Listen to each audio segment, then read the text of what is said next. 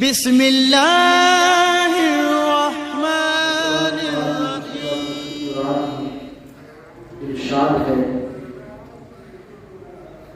یا ایھا الذین آمنوا ان جاءکم فاسق بنبأ فتبینوا ان تصیبوا قوما بجہالۃ فتصبحوا علی ما فعلتم نادمین۔ اے اہل ایمان، اگر کوئی فاسق تمہارے پاس کوئی خبر لے کر آئے تو اس کی خوب تحقیق کر لیا کرو، کہیں ایسا نہ ہو کہ تم لا علمی میں کسی قوم کو نقصان پہنچا بیٹھو، پھر غلطی ظاہر ہونے پر تمہیں ندامت اور شرمندگی لاحق ہو۔ مسند احمد میں سند حسن کے ساتھ روایت ہے اور کثیر مفسرین نے بھی اس کو ذکر کیا ہے۔ رسول اللہ صلی اللہ علیہ وسلم کی زوجہ محترمہ ام المؤمنین حضرت جویریہ رضی اللہ تعالی عنہا کے والد گرامی حارث بن ابی ضرار خزاعی رسول اللہ صلی اللہ علیہ وسلم کی بارگاہ میں حاضر ہوئے۔ وہ کہتے ہیں نبی کریم صلی اللہ علیہ وسلم نے مجھے اسلام کی دعوت دی، میں اسلام میں داخل ہو گیا اور اس کا اقرار کر لیا۔ پھر آپ صلی اللہ علیہ وسلم نے مجھے زکوٰۃ کی ادائیگی کا حکم دیا، میں نے اس کا بھی اقرار کر لیا اور عرض کیا یا رسول اللہ صلی اللہ علیہ وسلم، میں اپنی قوم میں جاتا ہوں اور جا کر انہیں اسلام کی دعوت دیتا ہوں اور زکوٰۃ کا حکم سناتا ہوں، تو جو لوگ اسلام لے آئیں گے اور زکوٰۃ دینے کے لیے تیار ہوں گے تو میں ان سے زکوٰۃ کا مال وصول کر کے جمع کر دوں گا۔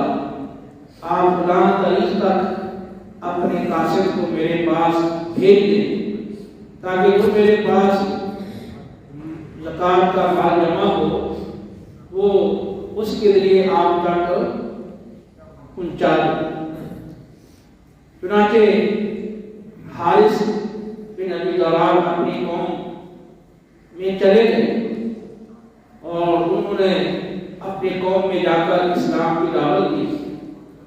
جو لوگ ان کی دعوت پر اسلام لائے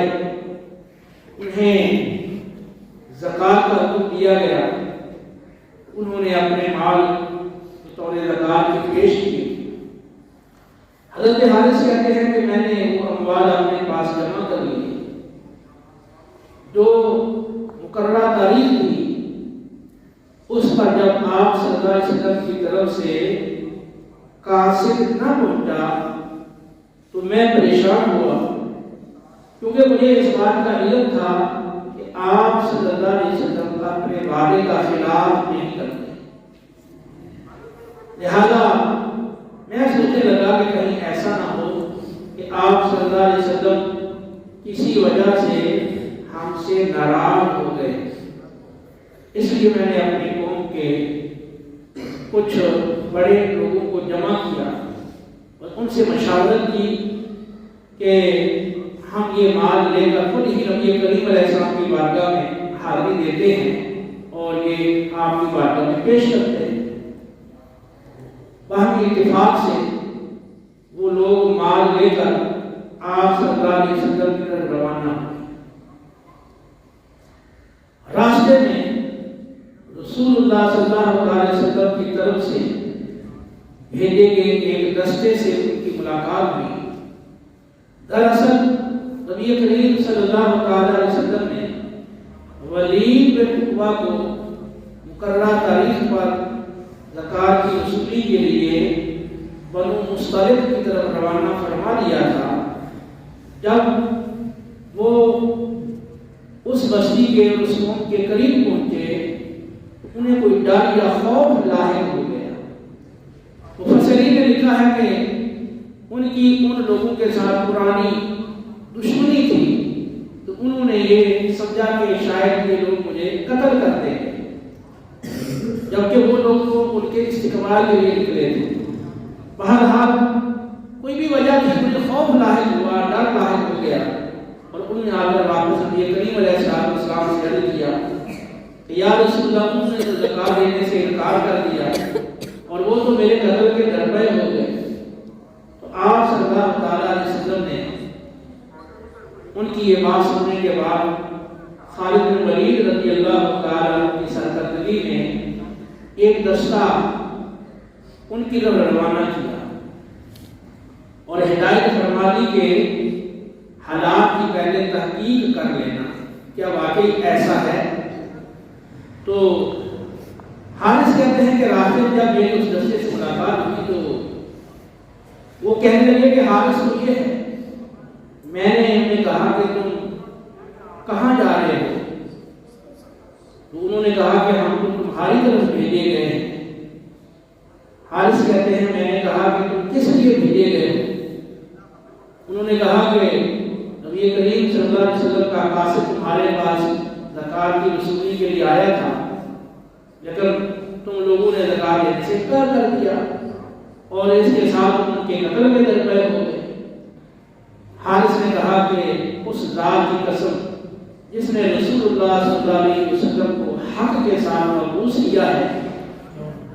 نبی کریم علیہ السلام کا قاصد یعنی ولید بن عقبہ نہ وہ ہمارے پاس آیا، نہ ہم نے اس کو دیکھا، نہ ہم نے زکوٰۃ دینے سے انکار کیا، بلکہ جب مقررہ تاریخ پر ہمارے پاس قاصد نہیں آیا تو ہم تو خود زکوٰۃ کا مال لے کر آپ کی بارگاہ میں حاضری کے لیے آ رہے ہیں۔ چنانچہ جب رسول اللہ صلی اللہ علیہ وسلم کی بارگاہ میں حاضر ہوئے تو آپ صلی اللہ علیہ وسلم نے حارث کو فرمایا کہ کیا تم نے زکوٰۃ دینے سے انکار کر دیا اور میرے قاصد کے قتل کے درپے ہو گئے؟ تو حارث نے کیا یا رسول اللہ صلی اللہ علیہ وسلم، اس ذات کی قسم جس نے آپ کو حق کے ساتھ بھیجا ہے، ہمارے پاس نہ تو آپ کا قاصد آیا، نہ ہم اسے دیکھا، نہ ہم نے زکوٰۃ کی دینے سے انکار کیا۔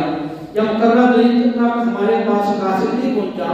تو ہم تو ڈر گئے کہ کہیں آپ ہم سے ناراض ہوتے ہیں، تو ہم تو خود زکوٰۃ کا مال لے کر آپ کی بارگاہ میں حاضری کے لیے آ رہے تھے اور راستے میں آپ کے بھیجے ہوئے اس دستے سے ہماری ملاقات ہو گئی۔ تو اس موقع پر سورۃ الحجرات کی 3 آیات مبارکہ نازل ہوئی۔ یا ایھا الذین آمنوا ان جاءکم فاسق بنبأ فتبینوا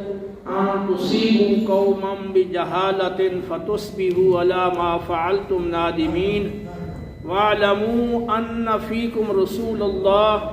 لو یطیعکم فی کثیر من الامر لعنتم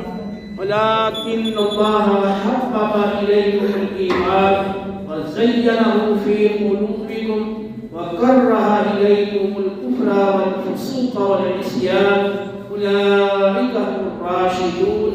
فضلا من الله ونعمة والله عليم حكيم۔ اے اہل ایمان،